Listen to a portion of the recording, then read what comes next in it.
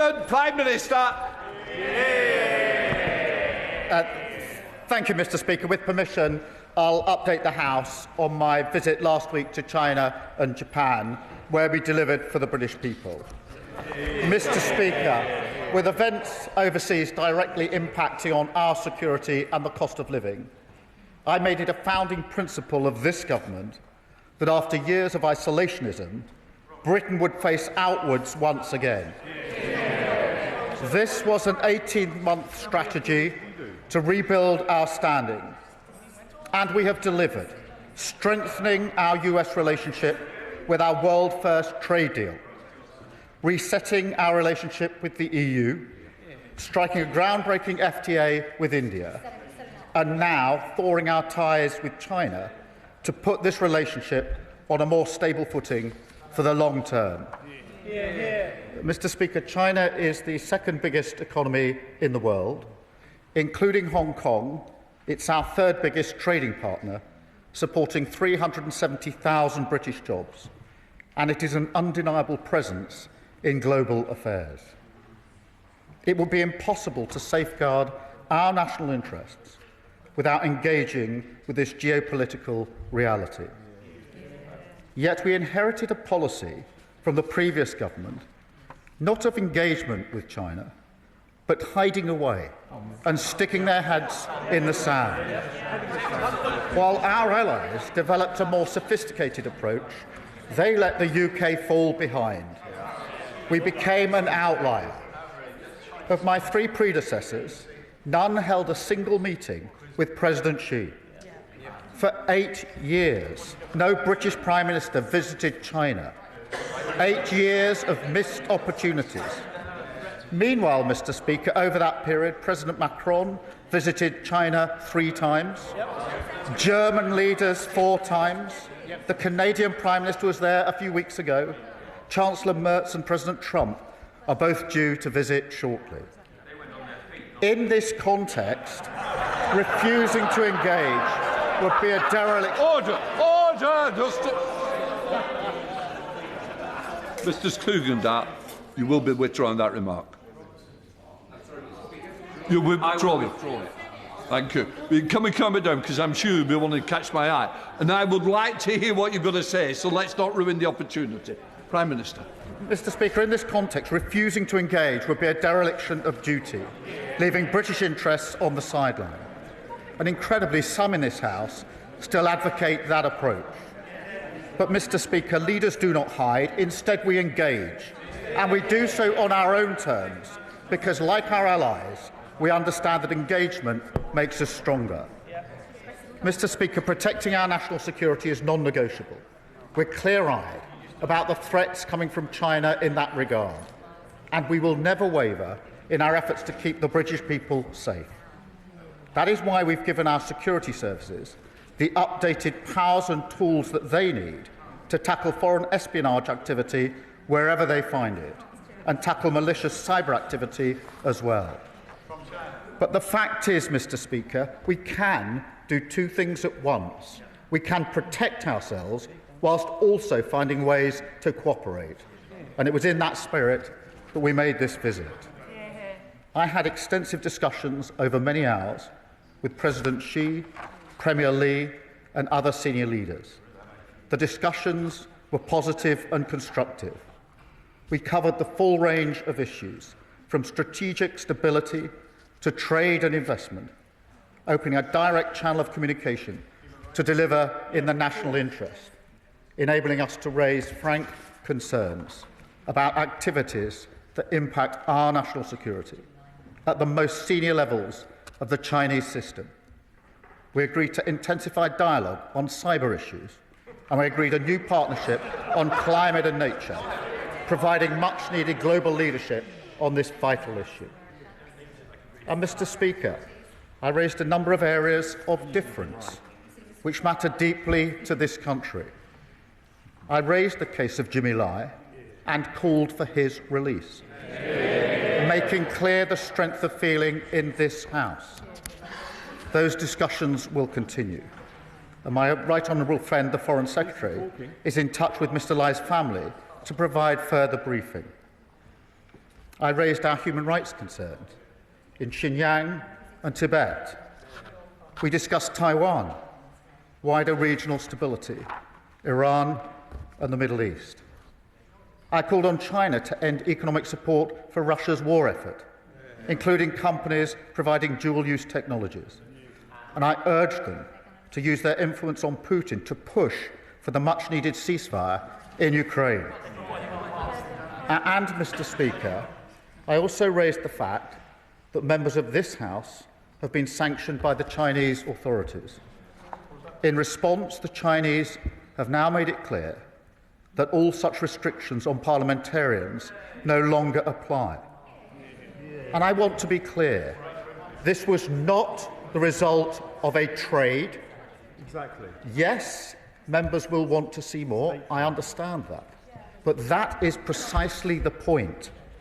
Ignoring China for 8 years achieved nothing. This step is an early indication, not the sum total, of the kind of progress that this sort of engagement can achieve, through leader-to-leader discussion on sensitive issues, to stand up for British interests. Mr. Speaker, my visit was also about creating new opportunities for British businesses to deliver jobs and growth for the British people. We took with us a brilliant delegation of nearly 60 businesses and cultural powerhouses, the very best of British, as an embodiment of what this country has to offer. If anyone's in doubt as to why this matters, I urge them to spend a few minutes with any one of those businesses. They will tell you about the incredible potential there and the importance of getting out there and accessing the market. And we made significant progress, paving the way to open the Chinese market for British exports, including our world-leading services sector. We secured a 30-day visa-free travel for all Brits, including business travellers. We secured China's agreement to halve whisky tariffs from 10% to 5%. This is worth £250 million to the UK over the next 5 years. A significant win for our iconic whisky industry, particularly in Scotland. And, Mr. Speaker, that lower tariff comes into force today. In total, we secured £2.3 billion in market access wins, including for financial services, £2.2 billion in export deals for British companies, and hundreds of millions worth of new investments. In addition, Mr. Speaker, we agreed to work together in some key areas of law enforcement. Last year, around 60% of all small boat engines used by smuggling gangs came from China. So we struck a border security pact to enable joint law enforcement action to disrupt that supply at source.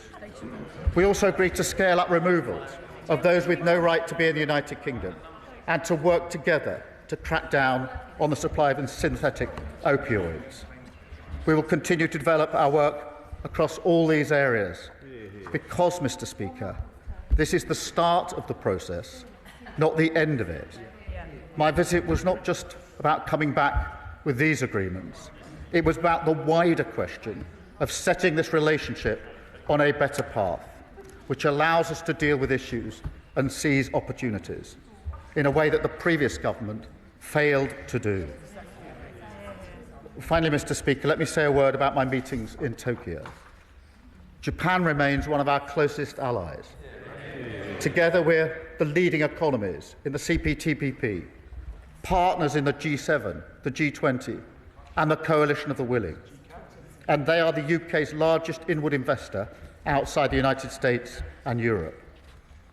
So I had an extremely productive meeting with the Prime Minister as we set out our shared priorities to build an even deeper partnership in the years to come. That includes working together for peace and security, supporting Ukraine as we work for a just and lasting peace, and deepening our cooperation in cutting-edge defence production, including through GCAP. We discussed how we can boost growth and economic resilience by developing our cooperation, first in tech and innovation, where we are both leaders, second in energy, where Japan is a major investor in the UK, and third in trade, where we're working together to maintain the openness and stability that our businesses depend on. That includes expanding the CPTPP and deepening its cooperation with the EU. We will take all of this forward, Mr. Speaker, when I welcome the Prime Minister to Chequers later this year. So, Mr. Speaker, this is Britain back at the top table at last, facing outward, replacing incoherence and isolationism with pragmatic engagement, replacing naive posturing with the national interest. In dangerous times, we're using our full strength and reach on the world stage to deliver growth and security for the British people, and I commend this statement to the House. Kemi Badenoch, the Leader of the Opposition. Thank you, Mr. Speaker, and I thank the Prime Minister for advance sight of his statement, but it is utterly reprehensible that he began it by accusing the previous government of isolationism.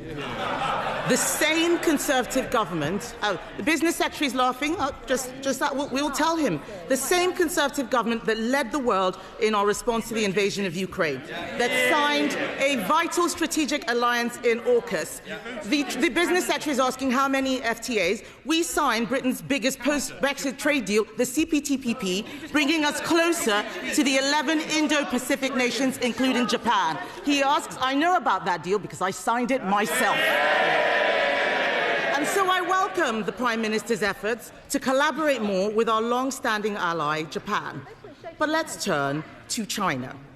Of course Britain should engage with China, even though the Chancellor wasn't allowed to go, even though they are an authoritarian state who seek to undermine our interests, even though they spy on us, sometimes within the walls of this building, even though they fund regimes around the world hostile to our country, they are a fact of life, a global power and an economic reality.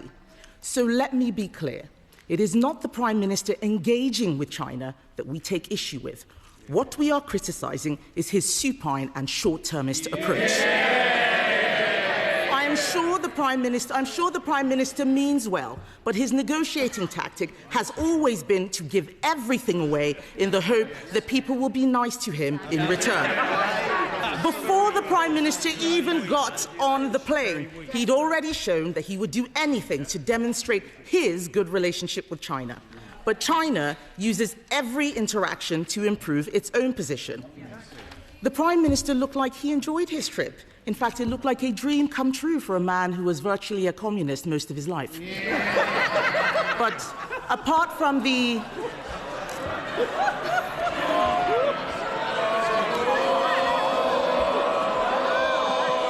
Mr. Speaker, apart from the Labubu doll in his suitcase, and I hope he's checked it for bugs, he has come back with next to nothing.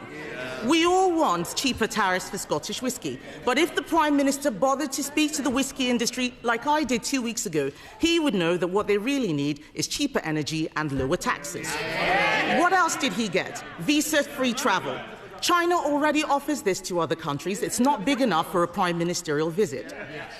But the worst thing, Mr. Speaker, the worst thing was the Prime Minister claiming a glorious triumph with the lifting of sanctions on 4 Conservative MPs as if he'd done us a favour. Let me tell him, those MPs were sanctioned because they stood up to China. They stood up against human rights abuses. They stood up against the country spying on our MPs in a way that he wouldn't dare. Those people don't want to go to China. The Chinese know that. They know that they are giving him something that costs absolutely nothing. Why can't the British Prime Minister see that? And I say to you, Mr. Speaker, and the whole House, like with the Chagos Islands, the Prime Minister has been played. China is about to build an enormous spy hub in the centre of London, a ransom he had to pay before he could even get on the plane. I would never allow Britain to be held over a barrel like that. Yet again, the Prime Minister has negotiated our country into a weaker position in the world. His entire economic policy is to tax business more, regulate them harder, and make energy so expensive that we deindustrialise. And then we can import Chinese wind turbines, Chinese solar panels, Chinese batteries for electric vehicles, all manufactured in a country that is building a coal-fired power station every other week. Did he speak to them about that? What did his trip achieve for Jimmy Lai? Nothing. Did China promise to stop fueling Putin's war machine in Ukraine? Doesn't sound like it. What did this trip achieve for the Uyghurs who are being enslaved? Absolutely nothing. Have China agreed to stop their relentless cyber attacks? Have they? We all know the answer to that. The reality is that China showed its strength and Britain was pushed around, literally. It is no wonder, Mr. Speaker, that President Xi praised the Labour Party because the Conservatives stood up for Britain. We don't get pushed around. Britain is a great trading nation. Of course we should engage with other countries, even hostile ones. Order. Mr. Kyle, you said to me when you go into China how well you were behaved. How you all be a big thank you. You're not showing it today. Kemi, Badenoch. Mr. Speaker, I'm not worried about the business secretary. The entire business community thinks he's a joke and doesn't know what he's talking about. So, as I was saying, of course we should engage with other countries, even hostile ones. But we need to do so with our eyes open and from a position of strength. And that requires a Prime Minister and a government that puts our national interest first. Mr. Speaker, let me see if I understand her position. This is the Leader of the Opposition who said we should empty chair the most important NATO summit for years, who wouldn't turn up to the G7, who would rip up our valuable trade deals with the US, India and the EU. This is the Leader of the Opposition who characterised Greenland as a second-order issue, then undermined the government's position on sovereignty. And when it comes to China, her policy is to stick her head in the sand, unable to influence anything. In a volatile world, that is not policy, that's an abdication of responsibility. No wonder her front bench are leaving in droves. And Mr. Speaker, she talks of the embassy. China's had an embassy in the UK since 1877. It's currently spread across 7 sites. The Leader of the Opposition is so busy trying to hold her party together, she's clearly not read the letter, the Security and Intelligence Services. But, Mr. Speaker, she claims great interest in the China embassy. She was offered an invite for a Privy Council briefing on the issue. What did she do? She chose not to attend. Mr. Speaker, that's a dereliction of duty. Even worse, what did she do? She sent in her place the member for Croydon South, the Shadow Home Secretary. That is a double dereliction of duty. Instead of taking up a Privy Council briefing, she took up a megaphone on the streets outside the embassy. I changed my party from a party of protest to a party of power. She's rapidly going in the opposite direction. And her reply this afternoon seems to be that we should engage with China, but not engage with China.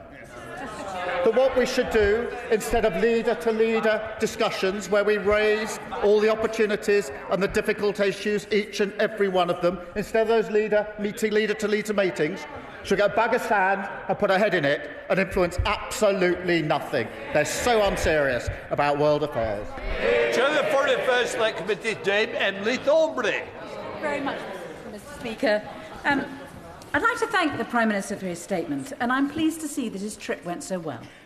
This morning, I was in touch with the Scotch Whisky Association, who want me to convey their congratulations to the Prime Minister for securing reduced tariffs to China. But there is, of course, more work needed. A Prime Minister's job is never done. The biggest overseas market for whisky is, of course, the US, where the tariff is still too high. So can the Prime Minister confirm that this will not be the end of the support that he will give to the Scotch whisky industry and will continue to be an advocate for them? Yes, I can confirm that. We're continuing to work with the US and, of course, the India deal that we secured will have an impact on tariff for whisky as well. Okay. Leader of the Liberal Democrats, Sir Ed Davey. Thank you, Mr. Speaker. And with your indulgence, can I start by paying tribute to my friend Jim Wallace, one of the great Scottish Liberals, and offer our thoughts and prayers to his family and many friends. Jim devoted his life to public service, his Christian faith, and the cause of liberalism. But, Mr. Speaker, his judgment wasn't always impeccable, for it was Jim who gave me my first job in politics. We will miss him. Turning to the statement, can I thank the Prime Minister for advanced sight of it? I listened to the Conservative leader, whose position now seems to be to oppose trade with the world's biggest economies. So much for global Britain. But with Mr. Speaker, with President Trump threatening tariffs again, just because of the Prime Minister's trip, with Vladimir Putin still murdering civilians in Ukraine, now more than ever, the United Kingdom must forge much closer alliances with nations who share our values, our belief in free trade, and our commitment to our mutual defence. But China is none of those. The Prime Minister's main focus should be on the closest possible ties with our European neighbours, our Commonwealth allies, and our friends like Japan and Korea. So once again, he has made the wrong choice. However, unlike the Conservative Party, we think he was right to go and engage. But just like with President Trump, he approached President Xi from a position of weakness instead of a position of strength, promising him a super embassy here in London in return for relatively meagre offers from China. He rightly raised the case of Jimmy Leigh, whose children fear for his health after 5 years held in captivity. So will the Prime Minister tell us what Xi said to give him confidence that Mr. Leigh is now more likely to be released? Did he also challenge Xi over the bounties on the heads of innocent Hong Kongers here in the United Kingdom? Or the revelations that China hacked the phones of number 10 officials for years? In other words, did he stand up for Britain this time? And yet again, Mr. Speaker, the Prime Minister had to spend time on a foreign trip responding to revelations about the vile paedophile and sex trafficker Jimmy Epstein and his relationship with Lord Mandelson. The Prime Minister has rightly said that Mandelson should resign from the other place. But since he hasn't, will he back a simple piece of legislation to strip him of his peerage? Surely this House could pass it tomorrow. Minister. Can I start by offering my deep condolences on behalf of the government in relation to Lord Wallace?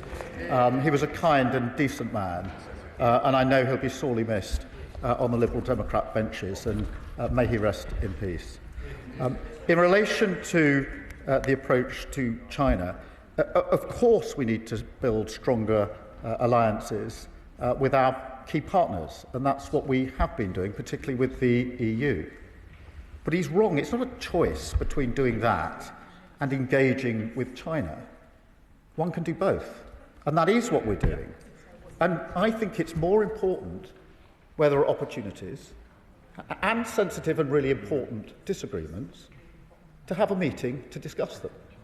Because the House is violently agreeing that there are issues that need to be discussed. The difference between us is we think that having a leader-to-leader meeting to discuss those issues is better than sticking your head in the sand if you really want to influence things. So we can do both. In relation to the points he raised, yes, I did raise the case of Jimmy Leigh, and we've now spoken to his family about that discussion. Yes, I did raise the case of Hong Kong. I raised a number of human rights issues, as I listed. The point was, by being in the room, having the debate one-to-one with the leader at leader level, it was possible to raise those issues. There is, frankly, no point standing in this House shouting and screaming about issues if you're not prepared to get in the room to discuss them. It gets you absolutely nowhere. Chair of the Business Committee, Liam Byrne. Thank you very much, Mr. Speaker. I want to welcome the Prime Minister's serious engagement with serious power. It is essential to safeguarding our national interest. Mr. Speaker, the complexities of China require from Britain a whole-of-society approach, which is completely impossible until the government publishes a clear China strategy to explain what is off-limits and how we're going to rebalance competition with Chinese industry that is 6 times over-subsidised compared to our firms. Now, last week in Europe, I heard very clearly from our partners that they are worried that the lackadaisical approach to policing Chinese competition risks deeper integration with Europe. The EU has 143 trade measures in place against Europe. We have none. So will the Prime Minister now follow through his meetings last week and publish a strategy coordinated with our allies so we can take out the guesswork and put in place the guardrails for this important relationship? Prime Minister. Can I thank him for his question? Obviously, the general approach was set out in the Lady Mayor's banquet speech I gave just before Christmas. On the point he makes about Europe, this is a really important point. As I mentioned, President Macron went to China just a few weeks ago. Chancellor Merz is due to go very shortly, and he won't be surprised to learn that the three of us, as the E3, discussed in advance the approach we would take, and we'll discuss during the visits and afterwards the outcomes and how we go forward as a group of European nations. Father of the House, Sir Edward Leigh. What absolutely unites everybody in this place is absolute outrage at the treatment of Jimmy Leigh, a British citizen whose only crime is to campaign for democracy and to ask the Chinese to obey the spirit and the letter of the agreement that we made with them solemnly before the 1997 takeover. Now, the Prime Minister, I saw the weekend, said he'd raised respectfully with the latest Chinese emperor the case of Jimmy Leigh. Respectfully, doesn't the Prime Minister realise that the Chinese only accept strength, that everything is a deal? So why didn't he say to them, there'll be no Chinese embassy until you stop spying us in this House, that you give an absolute assurance to us on Diego Garcia, and above all, you free Jimmy Leigh now? Mr. Speaker, I raised the case of Jimmy Leigh in terms with the President, as in fact I did, as he knows, at the G20 when I met the President for the first time, and we have updated the family in relation to the progress that we've made. But the position of the party opposite seems to be you should raise the case of Jimmy Leigh by not going to China and raising the case of Jimmy Leigh. Children's Defence Select Committee, Singh, Dhesi. Thank you very much, Mr. Speaker. We must engage pragmatically with our allies and with others around the world when it serves a national interest, and that is why I welcome the Prime Minister's engagement with both our close ally Japan as well as our major trading partner China. I also welcome my right honourable friend's commitment to the Global Combat Air Programme, which, as the Defence Committee illustrated, is of vital strategic importance as we develop the next generation of fighter jets. But our Japanese and Italian friends are understandably nervous because we have as yet not penned to paper the full contract as was planned last year for Tempest. So can the Prime Minister clarify when that fully formalised contract on GCAP will be penned, and can he also confirm that the timeline and programme will not be sliding sideways? Prime Minister. Can I thank him for raising this programme, which is a very important programme. He'll be pleased to know I did discuss it in my discussions with the Prime Minister in Japan, and we will be publishing our defence investment plan shortly. Tugendhat. Thank you, Mr. Speaker. You have been stalwart in standing with those of us who were sanctioned by the People's Republic of China all those years ago, and you've been very clear that we stand as one in this House. Do you not find it as surprising as I do that the Prime Minister has come back with a deal that lifts the sanctions on those 6 of us who are still in this House, but not the one who isn't, nor the lawyers, advisers and academics who support the work of this House? Is this not a direct affront to the democracy of this place, an attempt to divide and conquer that we've seen China play against the European Parliament and sadly has tricked our government too. Prime Minister. Well, Mr. Speaker, I thank you for raising this point. I know how much it matters personally to him and to the others that he referenced. I did raise it directly, and that got the response that restrictions do not apply to parliamentarians. I accept the challenge that we need to go. I accept the challenge, the points that we need to go further. That doesn't mean that what we've achieved should be put to one side. I accept that we must go further, and I'll work with colleagues across the House in order to do so. But in order to go further, we have to engage, and we have to engage at the leader level. Tony Vaughan. Thank you, Mr. Speaker. Can I thank the Prime Minister on his grown-up approach to UK engagement with China? And can I also congratulate him on the agreement for a crackdown on manufacturers of small boat engines and parts, which directly impacts my constituency? But given that the party opposite wouldn't even have gone to China, would you agree with me that the choice is between the Labour government doing the hard yards to shut down the smuggler supply chains and the Tory party who prefer posturing and permanent failure in the Channel?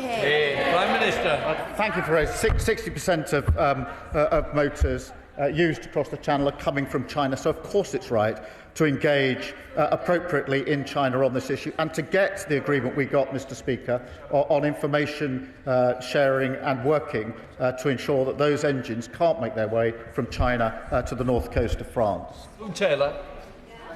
Mr. Speaker, I'm going to have another chance, another try at the question my right honourable friend asked in his original statement. Can the Prime Minister tell us what President Xi said about the case of Jimmy Leigh and what gave him the confidence that we might see movement in the case soon? Can he also let us know what the response was on challenging the bounties put on the heads of dissidents that are here in the United Kingdom, and whether he challenged the transnational repressions that Hong Kongers across the country fear, and whether there's any prospect of them being able to walk the streets without worrying about interference from the Chinese state on our streets? Prime Minister. As I told the House, I raised the case of Jimmy Leigh in terms.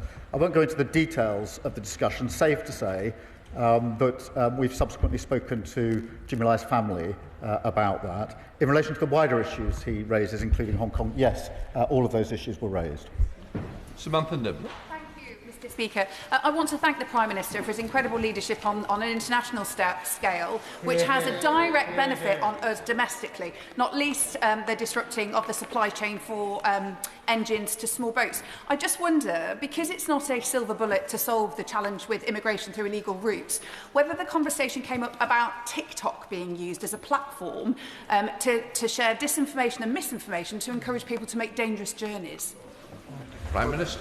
We raised a number of issues in relation to smuggling, but the focus was very much on the small boat, on the engines for the small boats, because of the fact that 60% of them are coming from China. We need to stop that supply chain if we're going to deal with the crossings. Sir Andrew Mitchell. Thank you, Mr. Speaker. In spite of the somewhat thin economic gruel with which he has returned, the Prime Minister was absolutely right to visit China. But if I may return to the issue of human rights, and in particular Jimmy Leigh, did the Prime Minister say, as the whole House would have wished him to say, that this British citizen, nearly 80 years old, held in solitary confinement and denied the chance to practice his religion, should surely receive clemency and be returned to the United Kingdom, or did he merely deliver a written note? Minister. No, I didn't deliver a written note. I engaged seriously on the issue, as he would have expected me to, and went into the details of the case that I was making in the way he would have expected me to do so. Rachel Blake. Thank you, Mr. Speaker. My constituent, the journalist and democracy campaigner Jimmy Leigh, was convicted under Hong Kong's draconian national security law.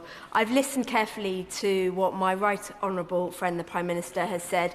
We have heard that he has raised this issue on his visit.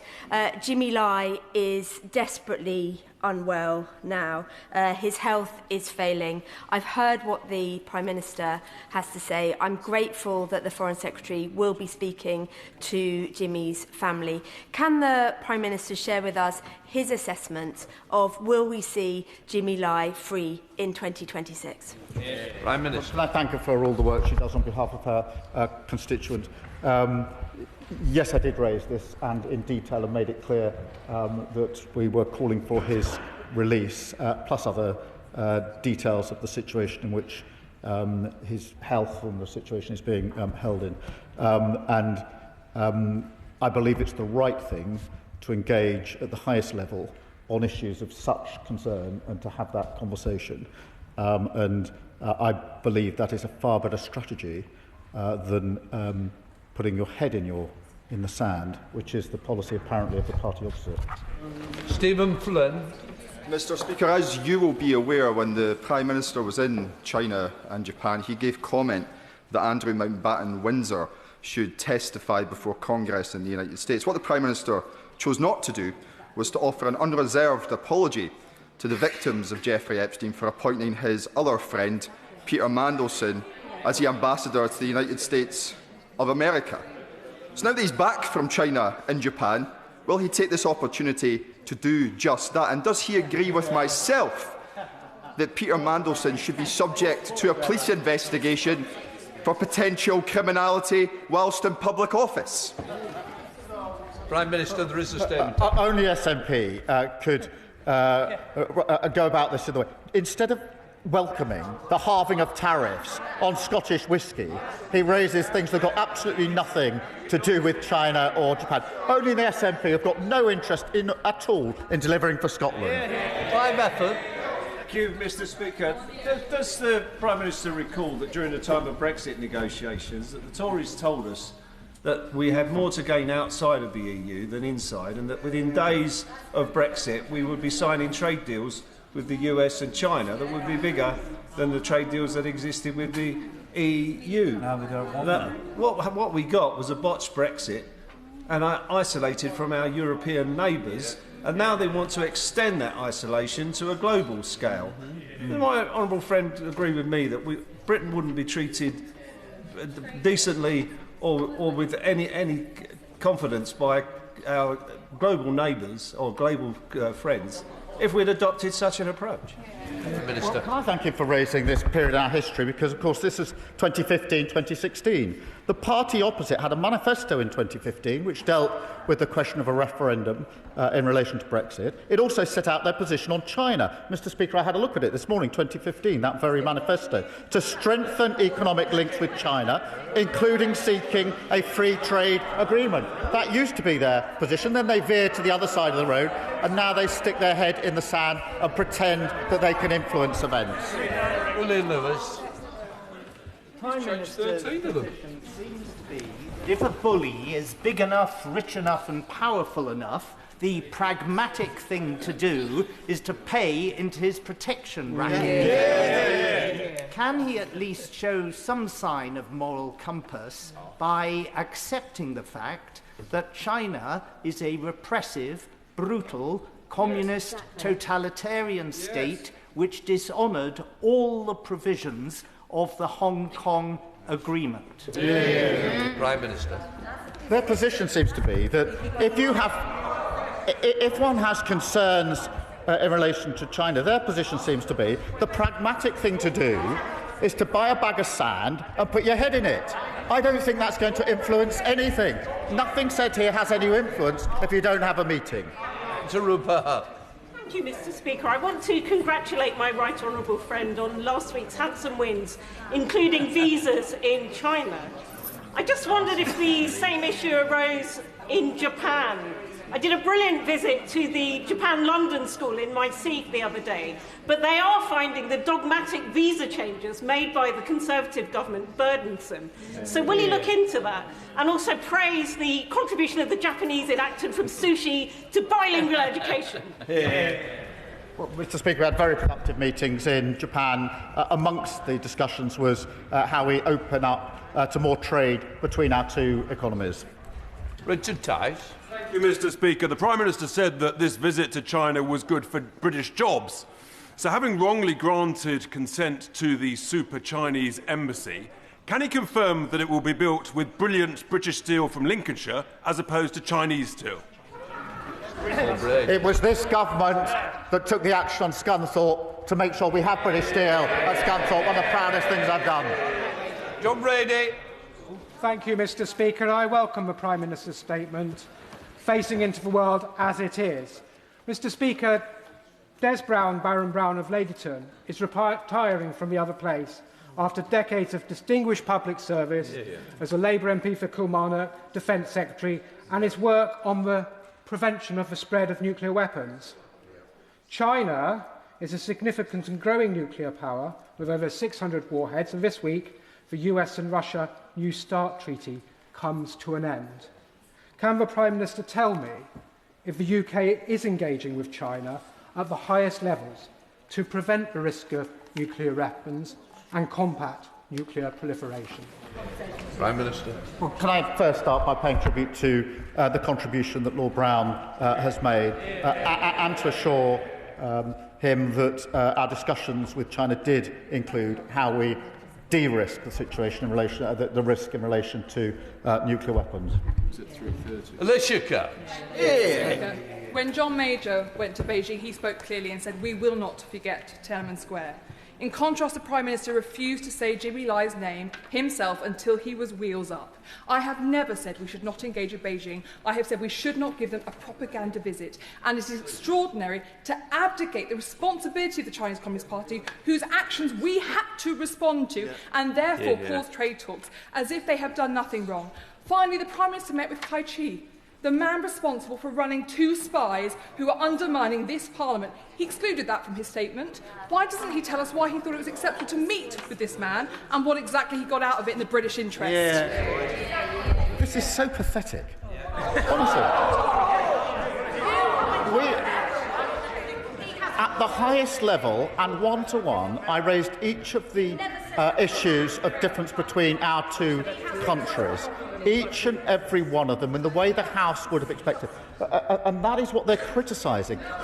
They seem genuinely to believe, Mr. Speaker, that these issues can be progressed or influenced by doing nothing about it. You have to be in the room to have a discussion. That's what we did. Alex Selby. Thank you, Mr. Speaker. I think it's right that the Prime Minister goes to China if he's acting in the best interests of all of those that are living here. Last year, the Joint Committee on Human Rights undertook an inquiry on transnational repression. In front of us, we had Chloe Chung, a young Hong Konger from Leeds who'd had a $1 million Hong Kong bounty put on her head. She told us about how she'd been intimidated and harassed. Did the Prime Minister speak up for all the Hong Kongers in the UK who had bounties on their heads, who have been intimidated, harassed, and ensure that people living in the United Kingdom are safe from the Chinese regime? Prime Minister. Mr. Speaker, that's exactly why we raised the issues of human rights at numerous levels on the visit. Monica Hall.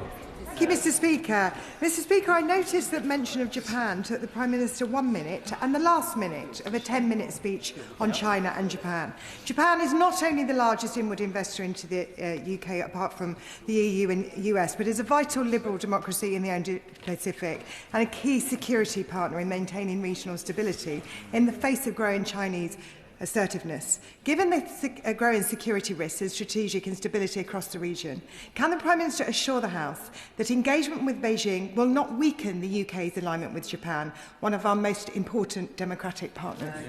Prime Minister. Yes, I can assure her of that. Jonathan Davies. Thank you very much, Mr. Speaker. In respect of the statement following the visit to China and Japan, I thank the Prime Minister for being in the room and challenging China on its appalling human rights record and also fighting for British jobs. But in respect of his visit to Japan, can I ask, did the issue of Toyota come up? Because Toyota is a significant employer in Derbyshire. It's worth over £5.5 billion to the local economy. And can we do more with Toyota because it's really good for jobs here? Yes, we did discuss the car manufacturing that is going on at the moment, the potential for further work in that regard, along with other issues of trade broadening between our 2 countries. Sir John Whittingdale. The Prime Minister will be aware that some 80% of the sanctioned dual-use items that Russia needs for its drones and missiles that it is firing at civilians and children on a daily basis come from China. He says that he raised this. Did he get any assurance that China will stop supplying Russia? No. Well, he's right to draw attention to this, and that is precisely why I raised it again in terms. I won't go into the details of the discussion, but I did raise it for the very reasons that he sets out. And across this House, we're absolutely committed to a just and lasting peace in Ukraine, and this has been an issue of concern for some considerable period, which is why I raised it. Amanda Martin. Mr. Speaker, I welcome the Prime Minister's recent engagement in Tokyo and the strengthening of our relations with Japan as a key economic and strategic partner. Can he explain how SMEs in Portsmouth, particularly in maritime and defence, such as Griffin Marine, alongside the creative industries, will benefit from deeper UK-Japan cooperation? Because, Mr. Speaker, having seen Archie Cole, my 18-year-old son, a professional wrestler, currently competing on Tokyo TV in Magic Monday, I know firsthand how international engagement can open doors for individuals and Portsmouth local businesses alike. Can I congratulate her son on his achievements? And in relation to SMEs and businesses, yes, we discussed how we can enhance our engagement and enhance growth and jobs right across all of our constituencies, including hers. Mr. McVeigh. Does the Prime Minister accept that in his rush to hoover up economic crumbs from President Xi due to his appalling handling of our economy, he is having to increase strategic dependence on Beijing? The public see the risks he's taking with UK security. Does he? Prime Minister. Mr. Speaker, the first thing I'd say is they crash the economy, so lectures from them on the economy are not welcome. As I said in my statement, national security is at the heart of our approach to China, as it is to every issue that we take up. And it is quite possible to have a discussion about the opportunities available to our country whilst also safeguarding our national security. That's what we're doing in a grown-up, mature way. Go to Snell. Thank you very much, Mr. Speaker. Further to the question from my right honourable friend from Birmingham, Hodge Hill and Solihull North, the anti-dumping measures that we impose on Chinese goods into this country protect hundreds of jobs in Stoke-on-Trent, whether that be in the ceramic tableware manufacturing sector or the retreading tyres at the Michelin factory. Is the Prime Minister able to give a guarantee that as economic work with China continues, that these measures will not be junked? Because it's not an abstract measure, Mr. Speaker. It is protecting hundreds of jobs in a part of the country that most needs them. I thank him for raising this issue, and I can give him that assurance. I know how much it matters, and that's the approach that we've taken. Chris Law. Mr. Speaker, over the past weeks, thousands of Chinese fishing boats have been tracked, creating up to a 300-mile-long blockage in the East China Sea off Japan, seen by many as a strategy for future blockade. Given a huge reliance on these routes for trade, this action would cause global economic shock, threaten thousands of jobs in Scotland and dramatically increase cost of living. So can the Prime Minister tell the House what explanation his Chinese counterparts gave for this behaviour and what subsequent discussions he had with the Japanese Prime Minister about maintaining maritime security in the region?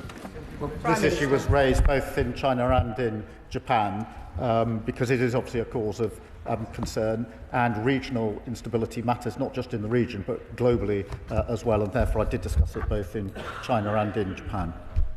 Janet Davey. Thank you, Madam Deputy Speaker. I thank the Prime Minister for his statement, but can you tell the House what steps the government is taking to protect parliamentarians and others in public life from foreign influence? Prime Minister. Mr. Speaker, there's a number of measures, Madam Deputy Speaker, my apologies, a number of measures that we've taken, including the further powers and tools that we've given to our security and intelligence services.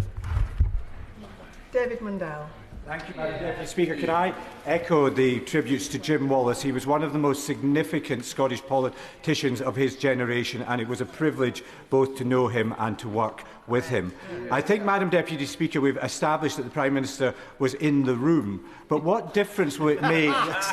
What difference will it make for people who weren't in the room in Ukraine?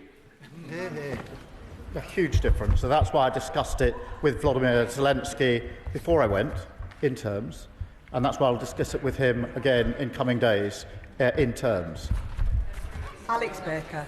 Thank you, Madam Deputy Speaker. I want to welcome the Prime Minister's leadership on this trip, including his words in Japan about the value of the Global Compact Air Programme. This is not only a strategically important programme for global security and autonomy, but important for businesses growing out of my constituency, including BAE Systems and Kinetic.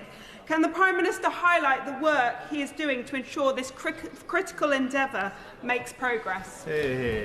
Well, can I thank you for that question, because Japan is a key colleague and partner when it comes to defence and security, and that's why across a range of issues we discussed what more we can do, including on GCAP. Martin Vickers. Thank you, Madam Deputy Speaker. In reference to an earlier question, the Prime Minister mentioned Scunthorpe Steelworks, where hundreds of my constituents are employed. We welcome the government's support to date. Was he able to discuss the ownership, Jingye's ownership, with his Chinese opposite number? Is he able to give any positive assurances to my constituents about their long-term future? Well, can I give this assurance to his constituents that we absolutely believe in the importance of steel being made in this country, and that is why we took the measures, as he knows, on a Saturday to take the steps that were necessary in relation to steel production in his constituency. Alex Ballinger. Deputy Speaker, the Prime Minister will know there are many excellent West Midlands businesses that export to China, including great car makers like JLR, the Morgan Motor Company and Aston Martin, collectively worth the most of any region in the UK, I will say. Can the Prime Minister outline how his trip to China, including the 30-day visa-free travel, will benefit these businesses and drive jobs and exports in our region? Prime Minister. Well, he'll be pleased to know that JLR were there with us on the delegation in China, and they're very acutely aware of the difference the better trade and economic measures with China will have in relation to their business and jobs in his constituency. Richard Ford. Thank you, Madam Deputy Speaker. In 2023, the Intelligence and Security Committee reported that, quote, the UK's academic institutions provide a rich feeding ground for China to achieve both political influence and economic advantage. Can the Prime Minister let us know, was the issue of interference in the UK universities raised with President Xi? Well, I raised a wide range of issues of concern to this House with President Xi, as he would have expected. Rachel Taylor. Thank you, Madam Deputy Speaker. Growing our relationship with China could boost our motor manufacturing industry. The Prime Minister will know only too well that small businesses in this sector are the engine of economic growth in my constituency and right across the West Midlands. Can he set out how his visit will help small businesses in North Warwickshire and Bedworth? Prime Minister. Well, Mr Speaker, and thank you for a question. This is so important in terms of the opportunities that we have, and that's why we had representatives from motor manufacturing with us. They're only too well aware of the great advantages that taking a full benefit of the opportunities will have for her constituents and others.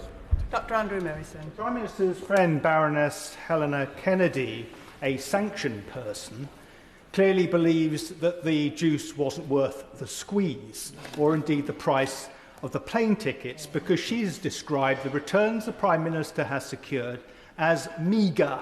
She's right, isn't she?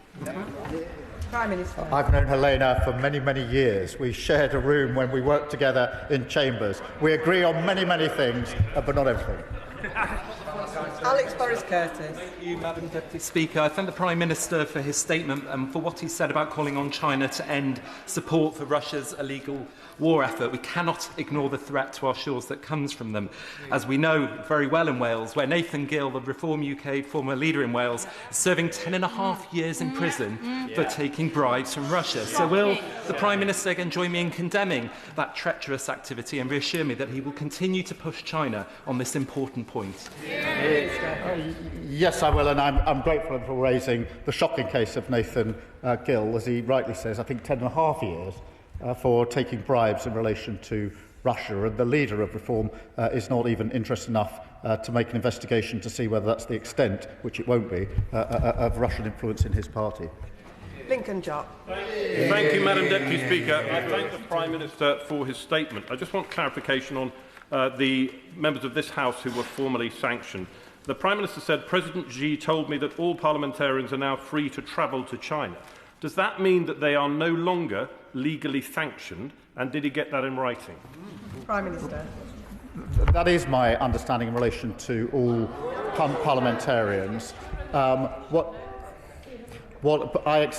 In relation to parliamentarians, I accept that in relation to others, we do need to see how much further we can go. Matt Bishop. Thank you, Madam Deputy Speaker. I thank the Prime Minister for his statement. I wondered if he agrees with me that the security of this country is the government's first and foremost priority at all times. Prime Minister. Yes, I do. It's front and centre of everything we do, wherever we're acting on the world stage. Then Objective. Thank you, Madam Deputy Speaker. I just wanted to follow up on the questions from the Chair of the Defence Select Committee and the member for Aldershot on GCAP. We know that the funding for the next round of GCAP is shortly going to run out in a matter of months for Edgewing and for the British phase of the programme. It's been reported that this is being delayed due to the delay to the Defence Investment Plan. Will the contract for the next phase of GCAP be signed before the Defence Investment Plan is published? Prime Minister. He'll be pleased to know this was a matter of discussion in Japan, and the Defence Investment Plan will be published very soon. Calvin Bailey. Thank you, Madam Deputy Speaker. Mark Carney rightly challenged fellow middle powers to stop living a lie and recognise the changes in the geopolitical landscape, because comfortable assumptions about the international order are no longer true. The system which once we benefited from cannot become the source of our subordination. It was therefore important to hear the Prime Minister's firm commitment to GCAP in Japan, and does he agree with me that investment in programmes like GCAP is essential to address this geopolitical challenge?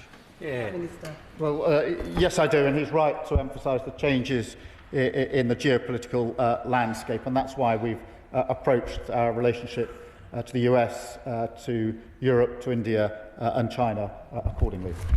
Greg Smith. Thank you, Madam Deputy Speaker. In his discussions on what the Prime Minister somewhat mildly describes as areas of difference, did he raise the discovery of kill switches and hidden comms devices in Chinese-manufactured solar panels? And if he did, can he assure us that rather than politely asking for this practice to stop, he demanded it? Madam Deputy Speaker, we raised all of the sensitive issues, and we did it in direct terms and in the room, and that, to my mind, is the right way of trying to make progress on these very important issues. Richard Baker. Madam Deputy Speaker, it was a privilege to serve with Jim Wallace in Holyrood, and can I associate myself with the tributes to him. Following trade deals with Europe, China and India, worth hundreds of millions of pounds for Scottish businesses, and defence contracts securing thousands of jobs, can the Prime Minister tell us how he will build on this success for Scotland? And does he agree it's about time with the Scottish Government with the same level of ambition for Scottish businesses? Well, it's astonishing that the SNP are simply not interested in the progress we've made in the India trade deal, which is hugely beneficial to Scottish businesses, and in relation to the halving of tariffs that comes into effect today in relation to China. And the businesses in Scotland know exactly what it means to them, which is why they're celebrating. The SNP can't bring themselves to even welcome it. Jim Allister.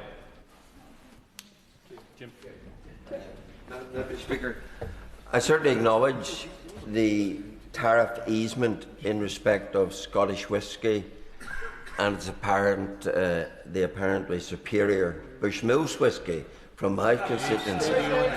But could I ask the Prime Minister whether his visit will do anything to address the proliferation of heavily subsidised Chinese vehicles which are flooding our nation, particularly in the bus sector, where recently we now have 500 subsidised Chinese vehicles, courtesy of Transport for London, on the streets of our capital city, whereas in both Scotland and in my constituency we build the highest quality of buses.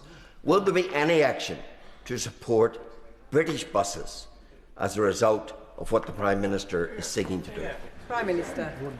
I see we've opened a whisky competition, but he's quite right. It is really important that we champion the building of buses and so much else in the United Kingdom, where we've got great examples of that, and that's why we will always put the national interest first.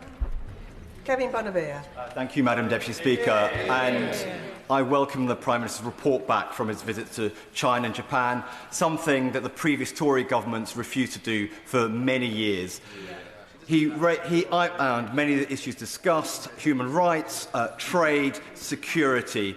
I'm particularly interested in what you had to say about the Border Security Pact, because my constituents in Stevenage are very concerned about the small boats crisis. We've already had international agreements with France and Germany. This is a new one with China.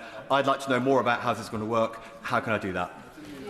Well, he's right to put this package as one, because what we're doing on small boats is with China is looking at the source of the engines themselves. What we're doing with Germany is the transport of these parts through Europe. What we're doing in France is working with the French to tackle the crossings themselves. Dr. Kieran Mullen. Madam Deputy Speaker, the whole House can see with their own eyes what's happening here. The Prime Minister on paper has the support of more than 400 MPs. That they want to show their support that someone can fill every single seat on the opposite side and down to double doors. And we all drift away as the statement progresses. But even at the start of this statement, the Prime Minister didn't even have the authority to command 2 or 3 benches of MPs behind him. He's clearly on his way out. But the problem is, in his desperation to shore up his position, he's trading away our national interest. Can he name a single tangible benefit he secured in terms of the rights of Hong Kongers? Prime Minister. Yes, we raised the issues of Hong Kong. We raised the issues. I find it astonishing that their position is that they want all these issues. They say they take these issues seriously. They say of great concern. They stay here, notwithstanding no one else is listening, and raise them on the benches greatly. And then they say, it's so important to me, the one thing I don't want you to do is to go to China and have a discussion about them at the highest level. It's a pathetic approach, unserious approach to foreign policy. Jacob Collier. Thank you, Madam Deputy Speaker. The Prime Minister may have seen that the Japanese ambassador to the UK, Hiroshi Suzuki, was recently in Manchester trying Boddington's bitter. The Prime Minister will know the importance of brewing to my constituency, and perhaps in celebration of these trade deals, he would like to encourage the ambassador to come and sample some of the best beer in the brewing capital of Burton-on-Trent. Prime Minister. Yes, it certainly should encourage that, and I'll take the first opportunity to do so. Graham Leadbitter. Thank you, Madam Deputy Speaker. I'm glad that the Prime Minister enjoys the drama as much as I do, and for the record, I did welcome the Indian trade deal very publicly, so perhaps he may wish to correct the record on that. I'd like to focus, however, on a really significant issue for employment in my own constituency, which is the Ardersier site, which part of the Cromarty Green Freeport, in which Ming Yang have expressed a significant investment interest in. I fully understand the national security concerns that need to be addressed in this, but a decision is long overdue in this. It has been with the government for a long, long time. There is investor jitteriness about it. Supply chain is vexed about it, and it's certainly not helping the just transition and putting significant job opportunities at risk. When will the decision be taken, and either let them get on with it or move on to another opportunity? Prime Minister. Can I thank him for raising this issue, which is a concern to his constituents and across Scotland and indeed the United Kingdom. No decision has yet been made, and I'll update the House as soon as I can. Josh Dean. Thank you, Madam Deputy Speaker, and I thank the Prime Minister for his statement today. Last Thursday, I held a public meeting with the Hong Kong community in Bishop Stortford. We met to discuss the proposed changes to indefinite leave to remain, but there was real strength of feeling about the case of Jimmy Leigh and democratic freedoms in Hong Kong. So I'm really pleased to hear the Prime Minister raise that. Would he take this opportunity for the benefit of my constituents to set out again the detail of those discussions? Will he also reassure them of this country's commitment to those from Hong Kong who have made their home here, and that this government will listen carefully to their views as part of the Home Office's consultation on earned settlement? Prime Minister. Well, let me give him that reassurance for those from Hong Kong in his constituency and across the whole country, and the support that we will put in for them. John Cooper. Thank you, Madam Deputy Speaker. The SNP Scottish Government undertook a secretive trip to Beijing last year and caught a case of renminbi fever while they were there. They're now blundering around on the world stage, desperate for Ming Yang to put money into Ardersier. Notwithstanding the jobs, will the Prime Minister assure the House that he will take cognisance of national security issues? We do not want jobs at any cost. We cannot have wind farms that have Chinese kill switches fitted. Well, as you will have heard me say a moment ago, no decision has been made yet. But as I outlined in my report back to the House, the overarching approach we take to all matters involving China is that national security always comes first. David Taylor. Thank you, Madam Deputy Speaker. On behalf of the all-party group on Japan, can I say a arigato gozaimasu to the Prime Minister for his visit to Japan, and I hope that he had a sugoi time. I think we are all proud in this House of the GCAP programme, which holds a great opportunity not only for global, regional and UK security, but also for British jobs. The Prime Minister mentioned that Japan is already one of the main investors in the UK. Does he share my hope that this programme, just like the Concorde programme with France all those years ago, will lead to knock-on benefits for British jobs and innovations in our economy? Prime Minister. Well, can I thank him for his comments and his message over the weekend. Japan is a key NATO ally, G7 and of course the Coalition of the Willing, and as he rightly points out, with key investments in the United Kingdom, and that's why we discussed all those matters and GCAP when we were there. Gregory Stafford. Madam Deputy Speaker, the Prime Minister mentioned his previous meeting with the Chinese President in Brazil at COP. One day later, 45 pro-democracy Hong Kongers were sentenced. Uyghurs, Falun Gong, Tibetans, unregistered religious groups, human rights lawyers and pro-democracy campaigners, Hong Kongers in this country, Jimmy Lai. What single tangible difference has the Prime Minister made for their safety and security?